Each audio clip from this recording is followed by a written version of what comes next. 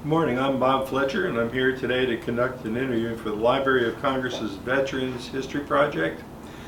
Today, our United States Army veteran is James Howard Page, and he loves to go by Howard, so we'll be using Howard during the interview. Howard is from Gainesville, Georgia. I believe that's right, Howard? You're from Gainesville, Georgia, right? Well, since 1948 of Gainesville, Georgia. I grew up in Rabun County of northeast Georgia. Well, let's get it, we'll cover the group here. Today we have with us Helen Martin, who is the coordinator for this project, and Helen should recognize that Helen has done over 50 of these interviews in and around mostly the Gainesville area, a couple outside of the state. But and these projects are now completed, meticulously documented. I'll tell you, just remarkable, because I saw one that she did on me, and it was something I could hardly believe. These will be forwarded on to the Library of Congress in their Folklore Center, which is now expanded, and all of this material will eventually be on a digital process where it can be viewed at the Library of Congress. So these interviews for like Howard here today are extremely important for American history. I should also mention that Helen is a member of the Gainesville chapter of the Daughters of the American Revolution, and of course they are very interested in America's history, in documenting history, and this is part of what Helen will do for the Daughters of the American Revolution.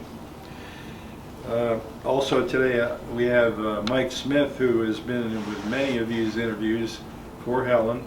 Does a great job with that camera, and I think you'll enjoy working with Mike. Howard, let's just say, we'll start out like this, if you don't mind. Can you tell us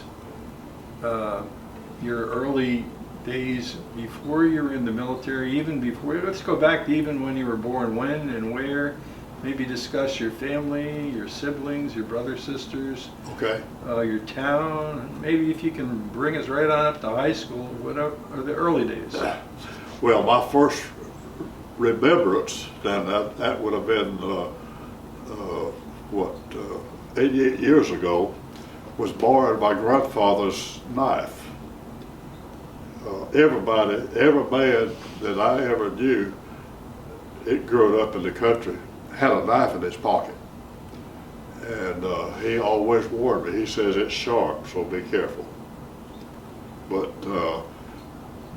I was raised in Rabun County, in a little wide place in the road called Lakemont.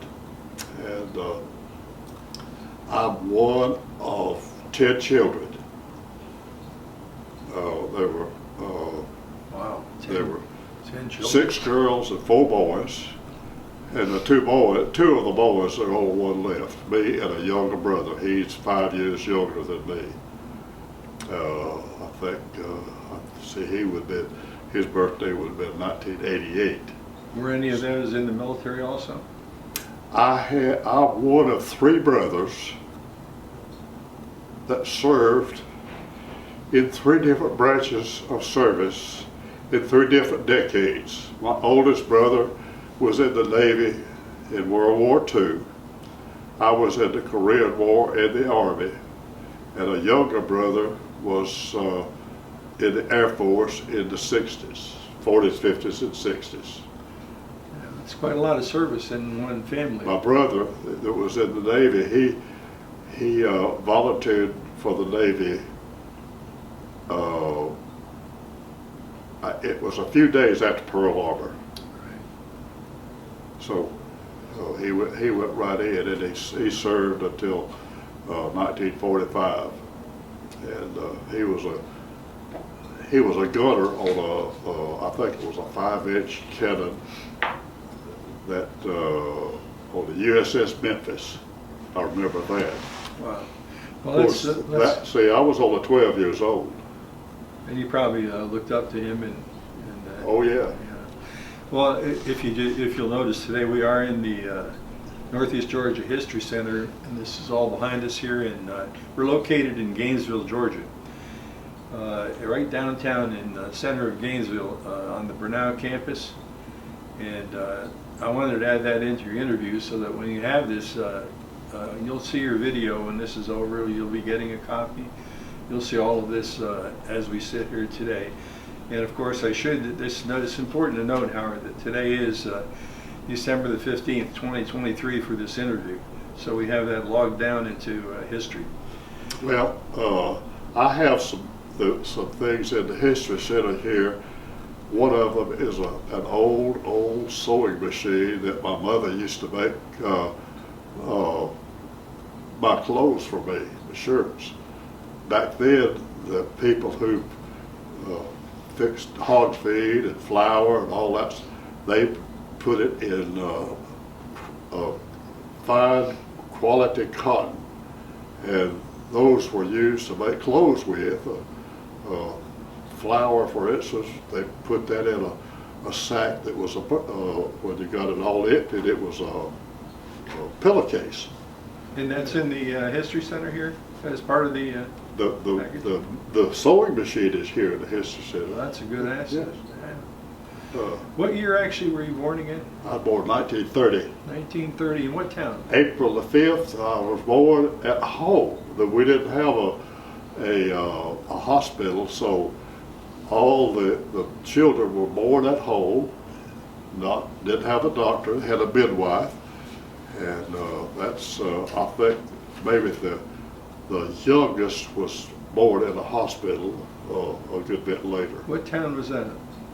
It was not a town. There's a wide place in the road called Lakemont. In Georgia? Yeah, it was 9 miles south of Clayton, Georgia. You know, it's interesting too because I looked at my notes, and you'll have a lot of your history here that I discussed later. You've had a lot of Georgia time in the military, so we'll get into that during the interview a little bit. Okay. Your locations. Well, I can remember, believe it or not, going back many years. Well, Adam, that's great because we'll go back. And then, what high school did you graduate from? It was called Lakemont High School. And when I was in high school, or in that school, it was an elementary and high school. And we only had 11 grades. We didn't go to a 12th grade. That came a whole lot later. But I graduated in 1947 from the Lakemont High School. Do you remember any of your teachers? Oh yeah, in fact, the father of former First Lady Sandra Deal was my high school principal. He probably made quite an impression. Is that someone who made do you remember any of those teachers that made a really distinct impression on you that you can remember that changed your life or had anything to do with how you... Well, in my history that the lady is making a copy of, there were 4 people that were important in my life that did a lot of guidance for me. My father, my high school principal, my singing school teacher, and my first employer. You remember them for all these years?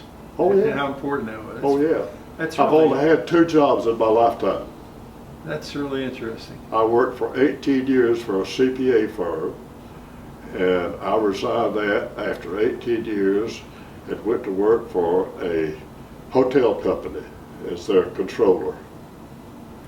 And I see later in the notes here how you were trained in the military. I'll get into it later, whether you were trained in the military as a financial officer, so we'll see how that interface with your work later on. I remember everything about it. You know, I should probably thank you for coming in today because I know these are not easy with these cameras on all, and you're doing a great job. And that early history is something that a lot of vets that I've interviewed before, they've kind of forgotten about it. And here you are at the age of 93, and you remember it. That's quite amazing. So thank you for coming in today. I remember every day of my military service. Well, let's go on to now your military service and discuss. If I remember from my notes, you were drafted in March 23rd, 1950. No, it was 51. 51. Yeah, March 23rd, 1951. Yeah. And along about January, I guess, I got a notice from the draft board to report to Atlanta for examination. So I went down and came back home, and along about February, I got a notice to report for service. Did that come in the mail? Yeah. What were you doing, let's say, the day before that? I was working a job. What was that job? I was an accountant with a CPA firm. And then you get this notice in the mail, Got and you notice looked in at the it. mail to report for How service. did They'd you- already did the physical exam. How did you feel right at that moment when you opened that mail? I figured it was my duty to my country. Is that right? That's it. That's just wonderful. And you went down to where to be inducted? Went to Atlanta. Oh, it was near the bus station, but I don't know whether it was Hunter Street or whatever it was. But And you raised your right hand and swore. and I had never been out of Raymond County. I didn't know anything. Yeah. The biggest problem I had is keeping folks from learning how dumb I was. But Oh, yes, they go through some orientation at the draft board, all in a room, and then you're asked to stand up, take one step forward, Raise your right and hand. raise your right hand and repeat after me. And that oath is important because they're doing it today, the same thing about oath to America, right? That's right. And I was sent to Fort Jackson, South Carolina for basic training, and they had so many soldiers coming in, they didn't even have room for us. They had tents out there that would hold about 20 people, and I didn't take much money with it because I didn't have it anyway. I think I had $40 and it got stolen the first night I was there. Did you get down there by bus, or they must have bused you down there in a group, right? Oh yeah, it was a long trip though from Atlanta to Fort Jackson. Quite a few guys on that bus. Oh yeah, it was full. All going down to be basic training. All going basic training. What about that basic training? You have any memories of any? How did that go down there in Fort Jackson in those Well, days? the first 2 weeks was spent in orientation. In a classroom setting, maybe? Well, to some degree, but it was orienting to the hospital, to the military, what they expect out of you, and give you all kind of tests. I assume that I was put into finance because of my former history of working for a CPA. And what you were doing just before you got the That's draft right. notice. 2 weeks before that. Right. So that's what, about 6 weeks of basic? So it got physical at some point. Normal combat was 16 weeks, but I had nothing to do with anything. But I was in a 6-week training cycle, and then if you did all right with that, they sent you somewhere else. But when I finished with basic training, the 6 weeks, I was sent to Fort Benjamin Harrison, Indiana, to a finance school. Learned military, how to do military accounting, payroll, and travel, and all things related.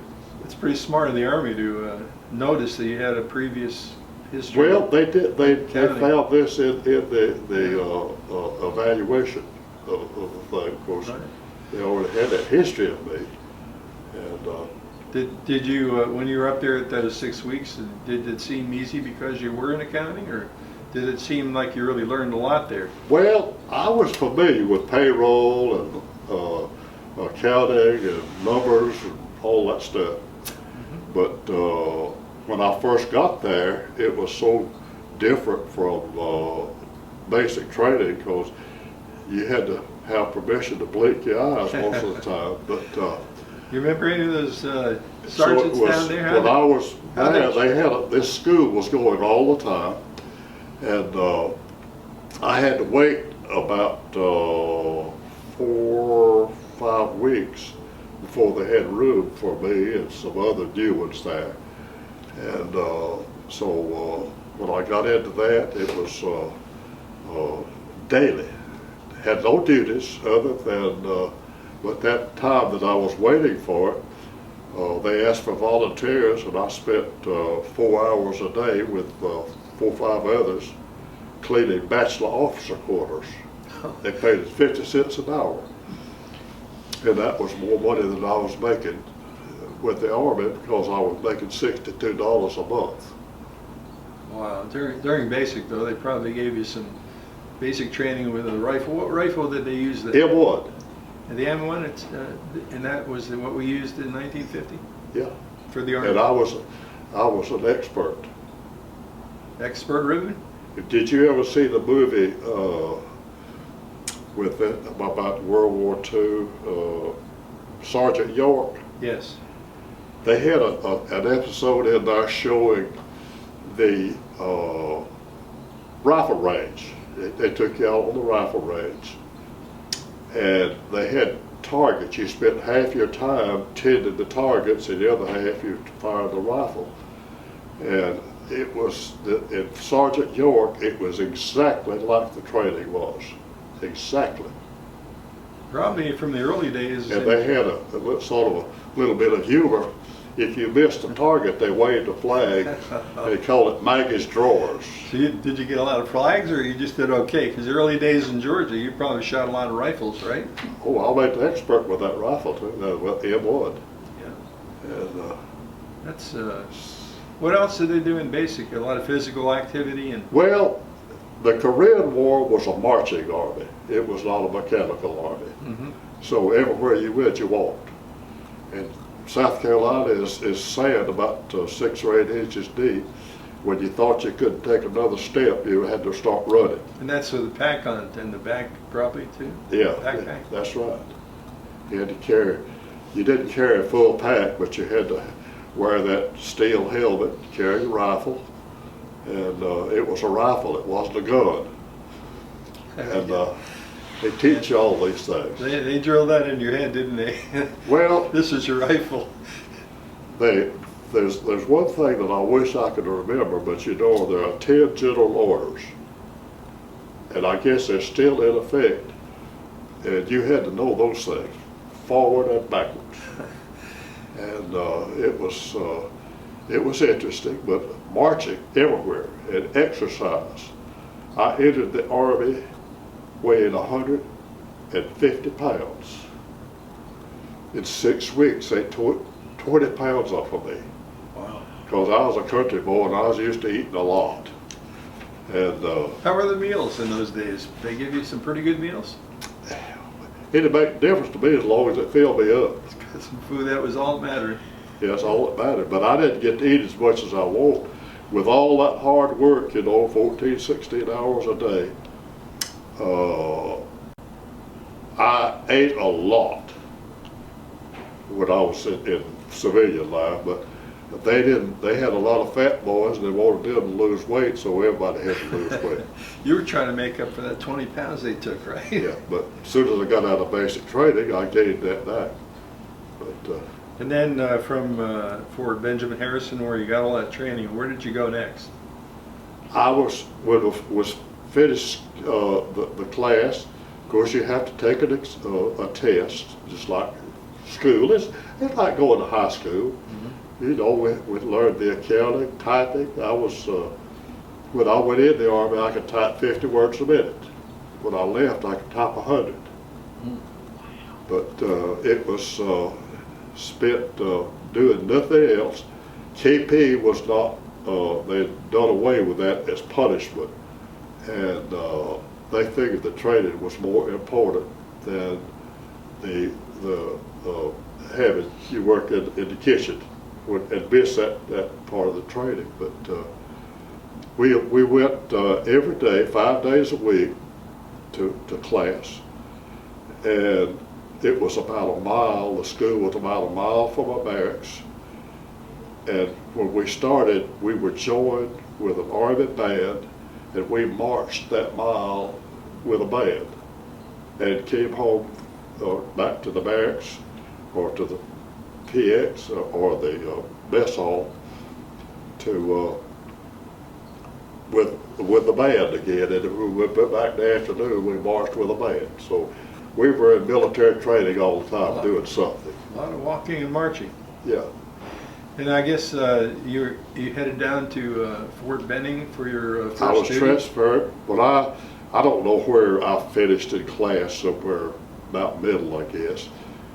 But they posted assignments for this class on the bulletin board, and you got to select where you went according to your rank in the class. So Fort Benning was available, so I selected that. And Stayed right there in Georgia. I stayed right in Georgia. Yeah. Well, a Georgia boy would do that. Yeah. You probably would want to go. But And that at was- Fort, that was- how long did you stay at Fort Benning? Uh, You were the payroll I was officer. there about 18 months. And you were the payroll officer, right? Oh. For My all of the. My job, I was part of a mobile finance unit. We had to be ready to go anywhere in the world in 30 days. So that meant every shot there was in the book, we had to have that. And we had to continue our combat training on basis too. Go out, to the rifle range, the combat range. I told my family we had to crawl across this field, make sure that your rifle didn't get in the dirt. And Here you are dishing out money in your and they combat. had bunkers out there with dynamite that you couldn't miss. You had to either go around this side or this side, but they had it fit so you couldn't get in it with 30 caliber machine gun shells just over your head. They warned you not to stand up because those were real bullets and you could see the tracers. So even though you were doing an office job, you were really still military. You're still military. You were an Army guy. That's right. And, I qualified with an M1 rifle. I qualified with what's the smaller automatic, I can't even remember the name, and a .45 pistol. ever use a But, machine gun during any of that? Yeah, well, I'll tell you about that a little later. But it was like an office. I took care of 1,500 for payroll. We had 10 people in there, and we did a total of 15,000. Wow. Just that little mobile unit. All payroll was paid in cash. No kidding. Nothing larger than a $20 bill. Well, that is very different from today's military. Oh yeah, but I would, my 1,500, it was like a ledger, and you put everything related to them. Those on men this. just line up to get their pay? Yeah, well, our office would take 4 sedan vehicles with 4 people in each one, with a carbine rifle and a .45 pistol, 2 foot lockers. We'd go to the main finance office, pick up $2 million, take it back and make up the payroll. And the process was when you got paid, you were lined up in alphabetical order. They called your name. You took 1 step forward, saluted the paying officer. He paid you. You saluted and left. I bet he liked you, didn't he? Yeah. Each of those guys, they probably all remember you. But the idea for only it was all the currency. It didn't get coins, but the process was the first month in the year you computed 1 month. The second month of the year you computed the first and the second month, and then so forth for 6 months. And everything went on that card. In other words, the second month, they recalculated it and deducted what you got paid. So if you made an error, why it corrected itself automatically. Do you feel uncomfortable carrying that $2 million around? Well, they were, let's see, if there were 16 of us, it would have taken an army to take it away from us. Oh, I see. Okay. So, because we You didn't have blank cartridges in our guns. And you were armed yourself with 45 and 45, a carbine, all 16. That's kind 12, of 2 million well-protected money there that So, you. But we did that once a month, last day of the month. Yeah. Wow. Well, that's different from any other interview that I've conducted for these military interviews. It's I don't think we've ever had a payroll officer. At one time, in this our is a little system. bit of history too. They came out with our office was really a converted barracks in a complex, and they decided, the upper brass decided that we needed to have somebody that worked in that office 24 hours a day. So you took turns doing this thing, and so you went early to eat your supper meal, and then you came back and you were there by yourself in that barracks, armed with a 45. One instance, it happened to me. They had guards that walked around this building 24 hours a day, and I was there in the barracks, reading a book, I think, because there wasn't any work to do, because all the records were in the safe, the vault, and I heard gunfire. Somebody in the guard detail got tired of it or something like that, his way of getting out. But they fired into the upper floor where my bed was. It just happened that I was not there. Wow, that'll wake you up if you were there. Yeah. So. And why did he do that? Why did he do it? Do you have any? I never did know. You never did find out. But he shot the lights out He was just an angry guy. around the barracks. It had like a 300-watt bulb every 2 feet all the way around that building. Now, He shot several of those out. Engineers were there in 10 minutes. So that made for an interesting day. that was interesting. Do you? When did you leave for overseas from Fort Benning? Did you go overseas? I did not go overseas. So you never went over to Korea No. on the ground? I did everything they told me to do. For how long were you in total time? 2 years. Originally, I was drafted for 21 months. Mm-hmm. I'd served 3 months, and they came out with a directive that if you were drafted for 21 months, you still had to serve 24. I see. So I served exactly 24 months. And so you left the military from Fort Benning? From Fort Benning. Right. But I had no control whatsoever about where I went. Well, no. Whatever they told me is what I did. Yeah, that was the old Army, wasn't it? But I checked my old finance school at Fort Benjamin Harrison. Our group was the only group that all went stateside for 6 or 8 months after that. Everybody was going to Korea. What rank did you end your Army career with? Corporal. From private to corporal in two years? Well, I went, they had an E1 and an E2, and then they had a PFC. And I went from PFC to corporal. But there were so many veterans coming back from Korea that they didn't have the space for any promotions. So Yeah. I just stayed with what I had. I remember I had one guy one time said, I went in as a private and I left as a private, and he was so proud of that. Well, I went in as a private and came out as a corporal. Well, I think that's great. Yeah. But I didn't, I think I had told you earlier, but I didn't have one reprimand from anybody at any time the entire time that I was there.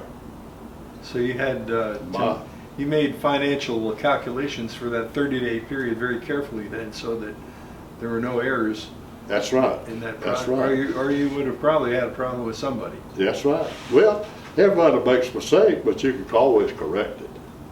Yeah, that money world and payroll world is like you described it. Today it's just a click of the buttons.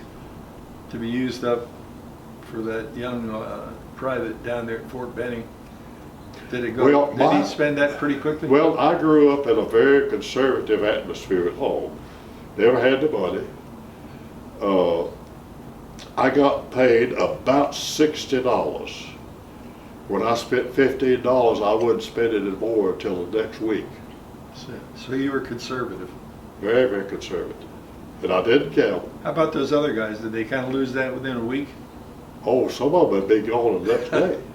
Gambling or whatever, drinking. Downtown in the Columbus area? I'm proud of this fact that I've never taken a drink of liquor in my life. How about that? My dad was a teacher, but he taught by example rather than lectures. But he never said anything to me about drinking. Can you tell us a little about your mother and father? My mother and father well, my mother was 6 years younger than my father. I think they married when she was 16 years old. He was a carpenter, a builder. Construction was his job. He was what I call a craftsman. And he was a perfectionist. When I worked for him in the summertime, and a year after high school, I worked for him, and he would not accept second grade work. So you already had the discipline way before the Army. Yes, that's right. Yeah. And his, I guess you'd call it philosophy, is you always do more than is expected of you. That'd be very good for quick story. My younger brother and I had a deal with some wealthy people who lived on Lake Rayburn to cut them a truckload of firewood for use in their summer home or vacation home or whatever you call it. We came back in after spending about 3/4 of a day, stopped by the house to get a drink of water.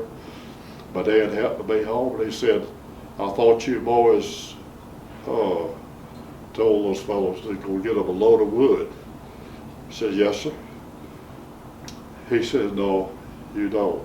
He says, "Y'all go back over and load that truck up."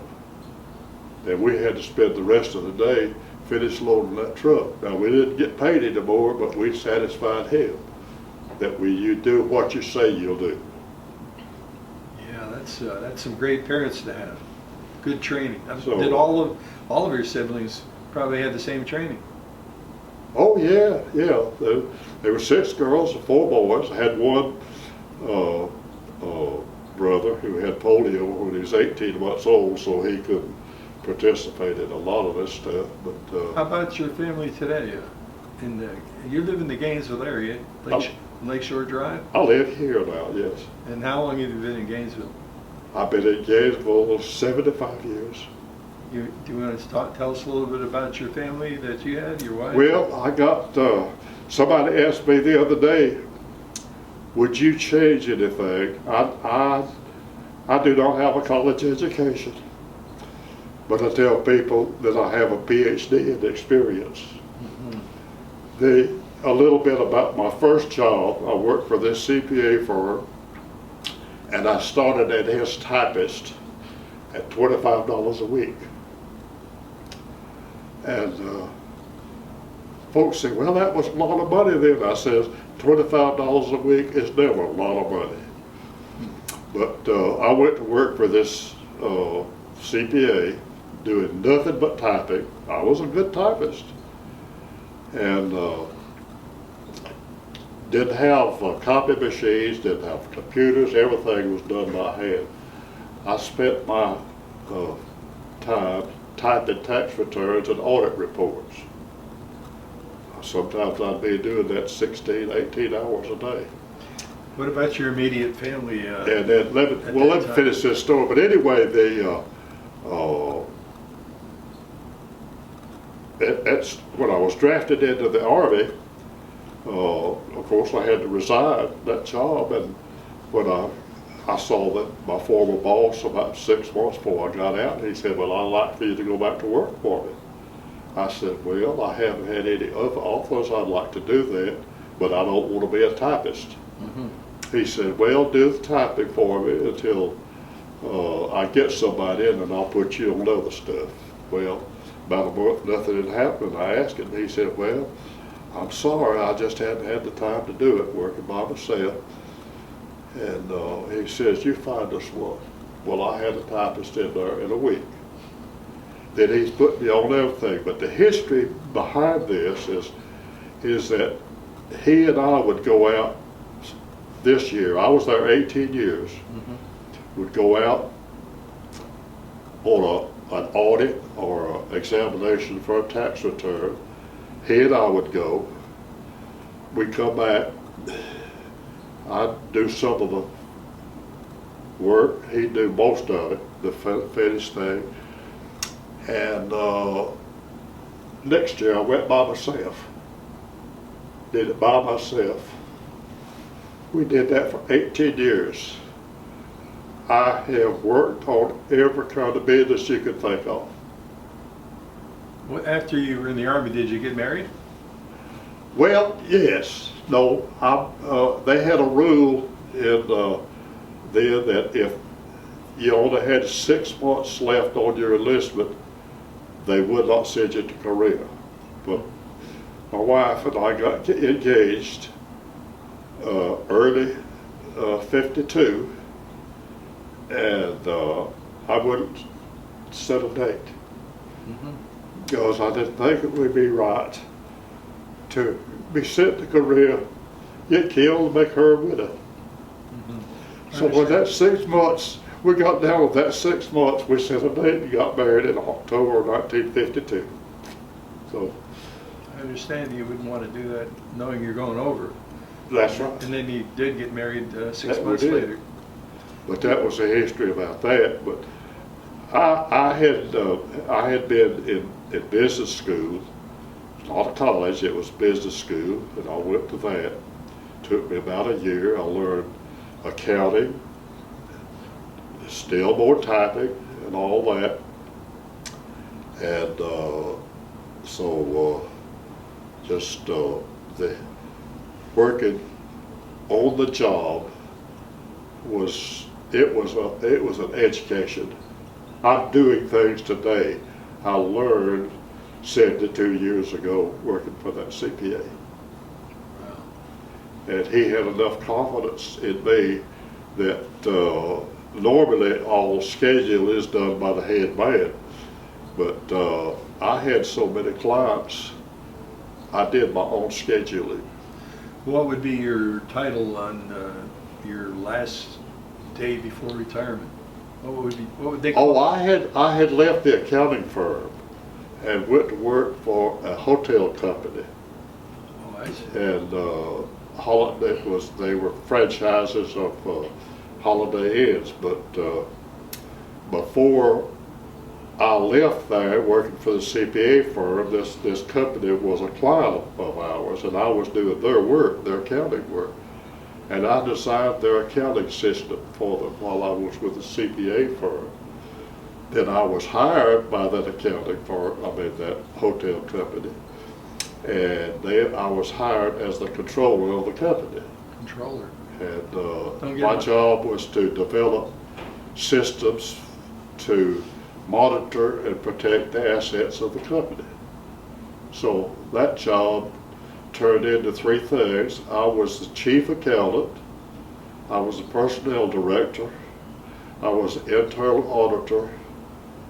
And I think you were trying earlier to be a little modest on that career you had, Howard. That's pretty high up in important positions. Well, yeah, I spent the day doing the normal day stuff. When I retired from that company, my boss man wanted me to write down what I did. I says, that'll be very difficult because some of it's just automatic. You don't even think about it. Right.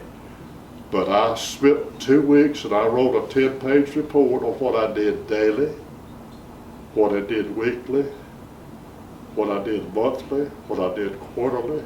When you left, did it take about 4 people to replace you? 3. I thought so. Yeah, they hired 3 people to do my job. That's My what boss man said, I didn't know you did that much. I said, no, I know you did. If you had, you'd paid me more. How many total years did you actually, let's count even the Army in there, those 3 years?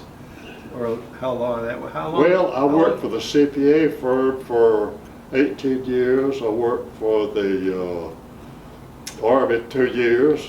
I worked for the hotel company 22 years. But I was on my own. Nobody helped me. And retired in what year? I retired in 1988. How many children did you have during your marriage? 3. We had 1 child, a girl who only lived 3 days. She died from the same disease that President Kennedy's daughter, Hamlet. Is that what you call it? Hamlet? Howard membrane. Hamlet membrane. Oh, I see. So then we had 2 girls after that. That's one of them right there. She's a nurse practitioner, That's and my other daughter is a teacher. nurse practitioner. I'd rather go to them sometimes more than the doctor, actually. They seem to know what they're doing a little better on occasion. I think they Yeah. spend more time doing it too. And your other daughter is a teacher? She's a teacher. And you're right here in Gainesville now. Howard, I think we're getting pretty much to the end of the interview time. Do you have anything that I didn't cover you'd like to maybe bring back out that I forgot? Well, I've got a lot of history and it's hard to remember all of it. I was telling Joy that, I don't know whether you're familiar with Foxfire or not. It's an organization started in Raven County, but I'm in one of their books. And Let's do this before we forget and close out the interview. Can you tell us something about this beautiful medal here? well, I got a call from somebody that worked for the country of Korea, and she came up and took some pictures of this, and this was presented to me at a luncheon meeting by this ambassador. I think that he is called the Minister, Patriots and Veterans Affairs for the Republic of Korea. So he personally presented that.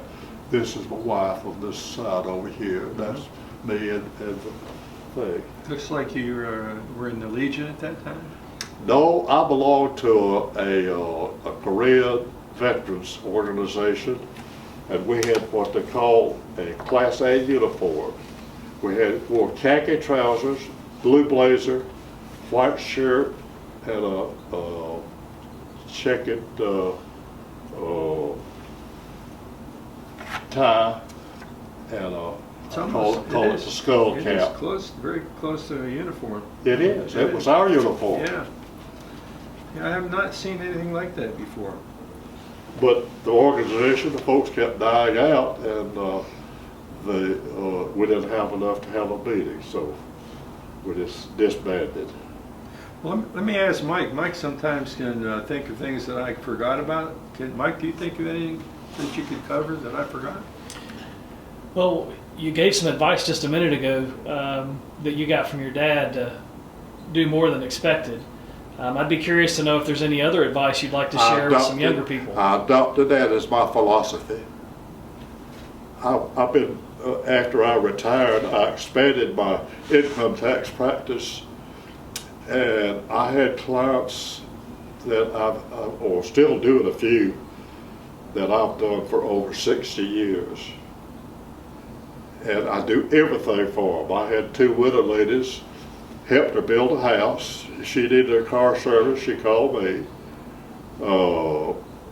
And another lady that she wanted me to go to lunch, take me to lunch once a month and talk about her finances and all that. But these people paid me well. I never sent either one of those widow ladies a bill they paid me upwards of $500 an hour. Wow. Do you have any advice that you'd like to pass on to any younger people that'll watch this in the future? Yeah, one is always, without hesitation, do what you say you'll do. And never tell a lie, because you don't have to remember what you said. And do more than is expected of you. And I've done that. I've done things for people with their tax returns that I don't know if anybody else do. Widow ladies that can't get out, I go to their home and pick up their tax stuff, do it, take it back to them, sign it, put it in the mail for them. Well, Howard, you've had a remarkable life. I think so. We, on behalf of all of the American people and all of the veterans out there, I want to thank you for your Well, service. the one other thing I want to tell you this is that somebody asked me the other day, they know that I don't have a college education, and asked me would I change anything. I says no, I would not change anything, because if I had changed things around and was able to get a college education, I wouldn't have met my wife, and I wouldn't have had my 2 children. Well, that is just wonderful. So I wouldn't trade that for anything. Well, again, thank you for your military service and doing such a great job as a accounting and senior official in that world of finance. It's Oh, I very, didn't tell you about my gospel singing. let's hear it. That's one of my hobbies. I've been into gospel music. You're a singer? I'm a tenor singer. I've traveled Howard's got some other skills too. the Southeast singing and conventions. And it wasn't much fun to start with, but I had one of my very good friends, and you'll get this history, was my singing school teacher. He was going to teach a singing school at Flowery Branch, starting the next week. I went to that singing school, and the next 40 weeks, 5 nights a week, learning to read music. And I've traveled half the United States gospel singing. So that's one of my hobbies. Well, that's part of your interesting life. Is there anything else you got in there, Howard, that we should have out here today? Because that gospel singer came out near the end. Well, that's been one of my favorite things to do. You'll like it because you're a detailed man yourself, and Helen will give you a package that you will not believe. Yeah, I believe as we get older, our heritage becomes more important to us. I've amazed myself that I can remember my age back to age 5. That's 88 years ago. Thank you for coming in today, and thank you for your service. It was my pleasure.